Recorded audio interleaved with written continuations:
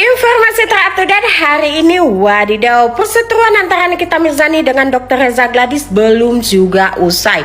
Nikita Mirzani menuntut Dr. Reza Gladys dalam perlawanan hukum dan jadwal persidangannya di 3 Maret 2026 mendatang dengan agenda penyerahan bukti, surat bukti dari tergugat, berarti itu dari pihaknya Dr. Reza Gladys. Padahal Dr. Reza Gladys sudah hampir lenyap, guys. Beberapa kliniknya udah pada tutup ya, tapi masih juga dituntut sama Nikita. Ya mau gimana lagi, toh kan memang ini yang diharapkan sama Dr. Reza. Dr. Reza menuntut Nikita Mirzani dan itu tidak terbukti. Oleh sebab itu Nikita Mirzani menuntut Dr. Reza Gladys kembali.